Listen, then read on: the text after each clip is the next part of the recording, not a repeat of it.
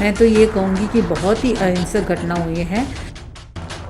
ये घटनाएं बार बार हमारे दिल्ली में इसलिए हो रही हैं क्योंकि हमारे कानून ही बहुत ढीले हैं।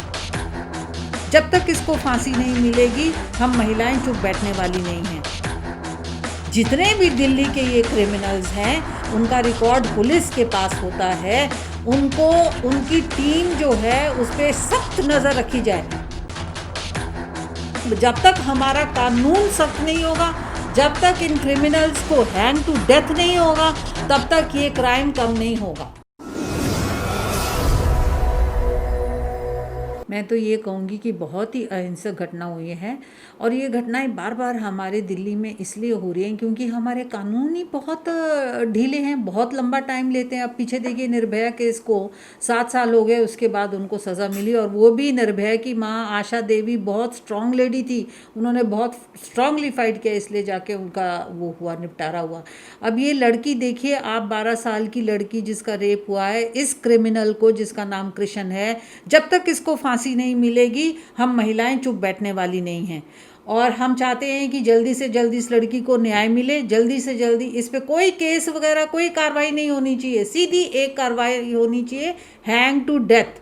That is what we all ladies are wanting. अरे 10 लाख क्या कर लेगा? मैं तो कहती हूँ 10 लाख छोड़ो, मैं तो ये कहती हूँ केजरीवाल जी उसको जल्दी से जल्दी हैंग टू डेथ करवाओ, तब हम मानेंगे आपको। सारी महिलाएं आपसे यही अपेक्षा रखती हैं कि he should be hanged as early as possible. उसके लिए कोई गुंजाइश ही नहीं है, उसके लिए केस फाइट करने की क्या गुंजाइश है? बिल्कुल क्लियर कट क्राइम है, बिल्कुल क्लियर कट सामने आया है। और जो क्राइम नेचर का इंसान होता है, मैं तो केजरीवाल जी से ये कहूँगी, जितने भी दिल्ली के ये क्रिमिनल्स हैं उनका रिकॉर्ड पुलिस के पास होता है। उनको उनकी टीम जो है उस पर सख्त नज़र रखी जाए, क्योंकि जिसका माइंड में क्राइम है वो ये क्राइम बार बार करेगा, उसको किसी का डर नहीं है। अब आप देखिए, इसको किसी का डर नहीं था, इसने पहले उठा के मशीन मारी। कितना इनह्यूमन ये हो सकता है? पहले उठा के स्टिचिंग मशीन मारी, उसके बाद उसको कैंची से मारा। ये इंसान है? ये तो हैवान से भी बढ़कर है, ये इंसान थोड़ी है। तो हम तो ये कहते हैं कि 10 लाख वगैरह आप छोड़िए, वो तो उनकी घर की मदद जो करनी पड़ेगी वो करनी ही है।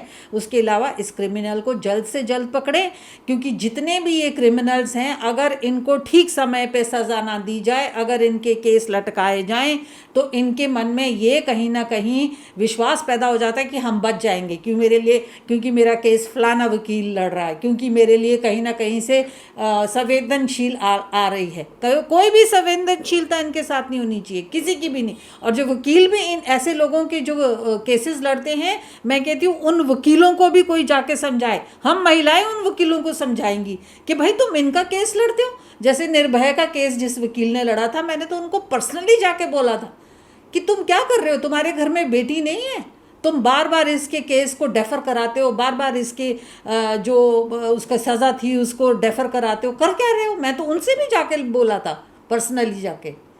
तो ये जब तक हमारा कानून सख्त नहीं होगा, जब तक इन क्रिमिनल्स को हैंग टू डेथ नहीं होगा, तब तक ये क्राइम कम नहीं होगा।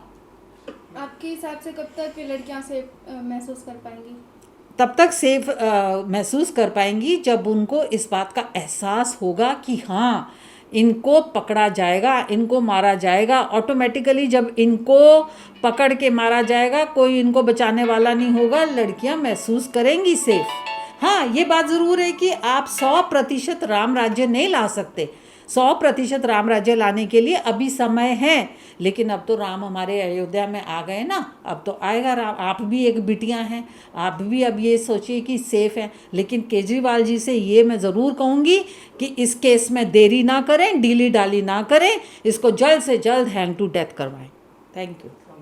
एक महिला होने के नाते क्या मैसेज होगा?